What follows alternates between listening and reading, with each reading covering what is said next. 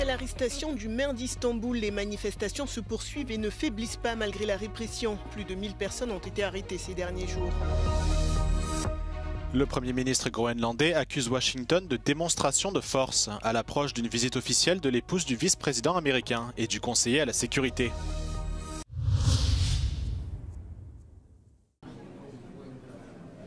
La chef de la diplomatie européenne met en garde contre une escalade dangereuse après la reprise de la guerre par Israël dans la bande de Gaza la semaine dernière, qui a déjà fait au moins 600 morts. Kaja Kallas appelle le Hamas à libérer tous les otages et Israël à rétablir pleinement l'aide à Gaza. Resuming negotiations is the only feasible way to end the suffering on all sides. Violence feeds more violence. What we are witnessing now is a dangerous escalation. It is causing unbearable uncertainty for the hostages and their families, and it is likewise causing horror and death for the Palestinian people. Les récents bombardements ont porté le nombre total de Gazaouis tués dans la guerre à plus de 50 000 selon le Hamas. Le ministre israélien des Affaires étrangères Gideon Sa'ar a réitéré les demandes du pays pour la fin du conflit. The war can end tomorrow with releasing our hostages, the demilitarization of Gaza, and the withdrawal of the armed Hamas and Islamic Jihad forces from there. War is not an ideology. We would be happy, and we will be happy, to achieve our aims by diplomatic means. But if that is not possible, we have no choice but continuing our military efforts. Les négociations pour la deuxième phase du cessez-le-feu ont été annulées après qu'Israël a coupé l'aide humanitaire pour faire pression sur le Hamas.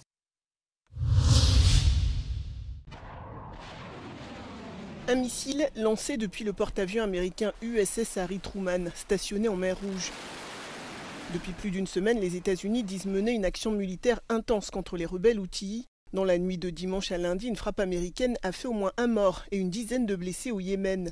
Les dégâts sont aussi matériels, comme le montrent ces images d'un quartier de Sanaa. Dans la capitale yéménite, les secours inspectent les décombres dans la zone touchée par les missiles à la recherche d'éventuelles victimes. Washington n'a pas confirmé avoir mené cette attaque, mais reconnaît mener des frappes contre plusieurs sites Houthis au Yémen. Il y a quelques jours, les Houthis ont annoncé reprendre des attaques contre des navires de commerce qu'ils estiment liés à Israël en solidarité avec les Palestiniens. Ces tensions en mer Rouge perturbent le trafic maritime mondial et selon Mike Waltz, conseiller à la sécurité nationale de Donald Trump, 75% des bateaux américains doivent contourner la zone et évitent désormais le canal de Suez à cause du risque de frappe par les Houthis.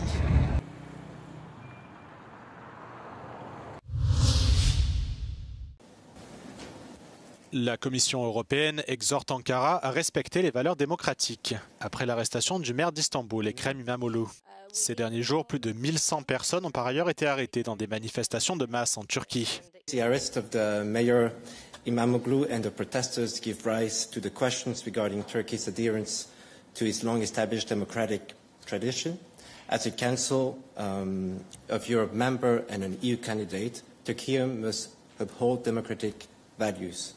These rights, the rights of elected officials, as well as the right of peaceful demonstrations, need to be fully respected. Ekrem İmamoğlu a été choisi comme candidat présidentiel de son parti, le CHP, quelques jours seulement après son arrestation. L'opposition accuse le président Recep Tayyip Erdogan de cibler son principal adversaire pour affaiblir la concurrence avant les élections de 2028. Le Conseil de l'Europe exige la libération immédiate du maire d'Istanbul, tandis que des responsables français et allemands déplorent un recul de la démocratie en Turquie. Le Premier ministre du Groenland accuse Washington d'interférer dans les affaires politiques du territoire, à l'approche d'une visite de l'épouse du vice-président américain Usha Vance et du conseiller à la sécurité nationale Mike Waltz.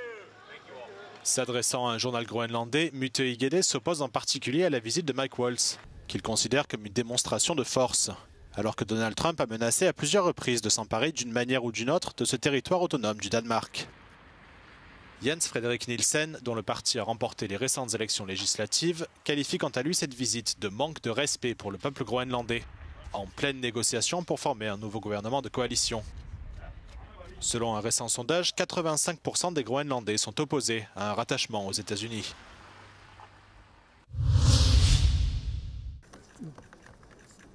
La Cour constitutionnelle de Corée du Sud a annulé la destitution du Premier ministre Han Duck-soo et l'a rétabli dans ses fonctions de président par intérim. Il avait remplacé le président Yoon Suk-yeol après la destitution de ce dernier par l'Assemblée nationale pour avoir brièvement imposé la loi martiale en décembre dernier.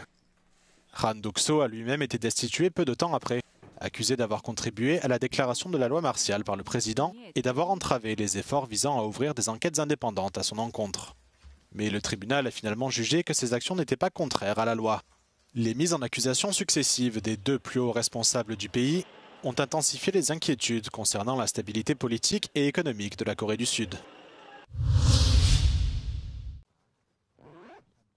Dans ce cimetière de la commune du Vernet dans les Alpes de Haute-Provence, l'heure est au recueillement. Ce lundi, près de 400 personnes sont venues rendre hommage aux victimes du crash d'un avion de la compagnie Germanwings, 10 ans après le drame. Sur cette stèle figure le nom des 144 passagers et 6 membres d'équipage qui étaient à bord de l'appareil qui reliait Barcelone à Düsseldorf. Unsere Gedanken sind auch heute bei den Familien, bei den Freunden, die jemanden trauern, der nun nicht mehr unter uns. Ce crash a provoqué une émotion, un effroi dans le monde entier. Et 10 ans après, la douleur est encore très vive. Originaires de 19 pays, les passagers étaient majoritairement des Allemands et des Espagnols. Dans ce lycée allemand, des centaines de personnes se sont retrouvées pour assister à la cérémonie en hommage aux victimes. 16 lycéens et 2 enseignants de l'établissement étaient à bord de l'avion. En Espagne également, l'heure est au recueillement. Demanar justícia i reparació per les víctimes és seguir endavant. Aconseguir-ho és honrar la seva memòria. Selon la justice, le copilote qui souffrait de troubles psychologiques aurait volontairement fait cracher l'appareil. Après ce drame, le secteur de l'aviation a introduit de nouvelles réglementations. Les familles des victimes ont par ailleurs été indemnisées.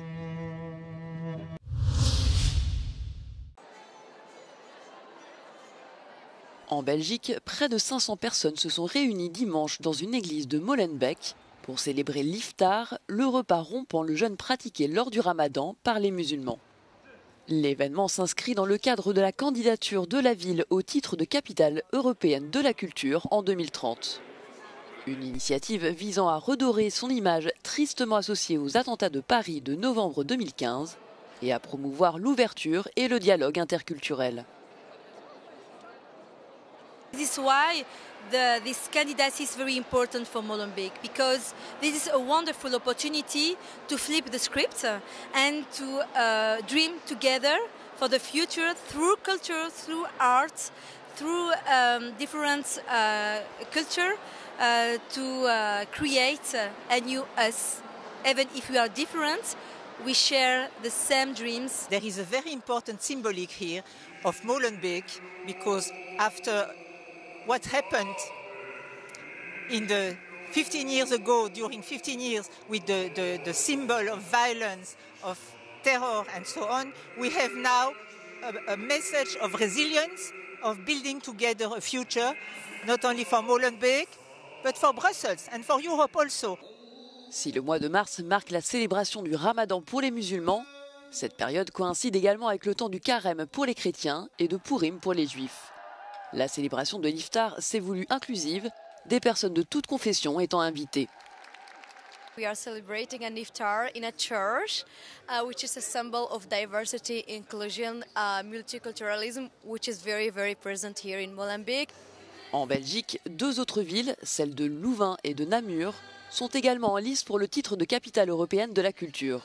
Le lauréat sera connu en septembre prochain.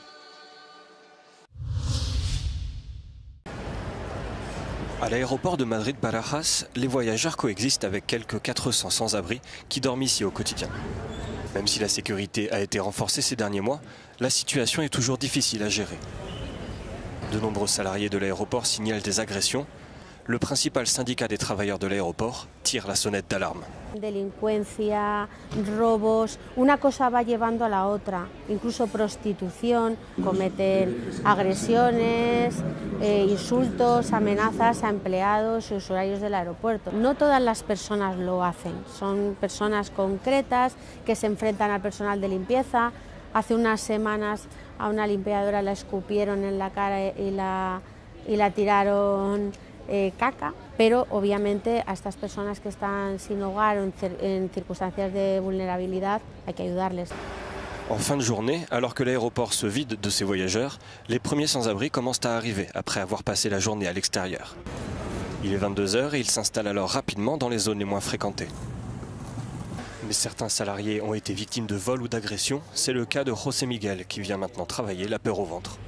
Me han robado, se han puesto denuncias y no se van. Es un hecho que todos los días van a intentar robar. Siempre vengo pensando en eso y pensando en que me puede pasar algo.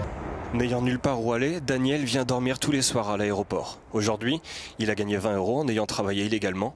Il les enverra en Colombie, son pays d'origine, où vit son fils. Il insiste alors sur le fait que tous les sans-abri ne sont pas violents et que beaucoup veulent simplement travailler. No consumo droga, no fumo cigarrillos. Trabajé con un colombiano 1 mes y medio en construcción y no me pagó. Ahí pienso mandarle dinero a mi hijo, que es mi motor, que yo vine a buscar un mejor mañana para él. Y me hace falta.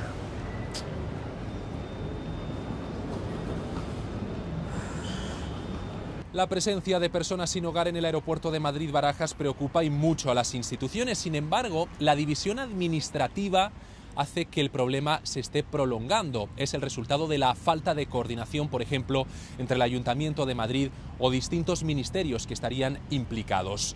Un problema, el de la presencia de personas sin hogar en los aeropuertos, que no afecta solo a Barajas, sino que también se estaría produciendo en otros puntos del país como Barcelona o Palma. Desde Madrid, Roberto Macedonio, Euronews.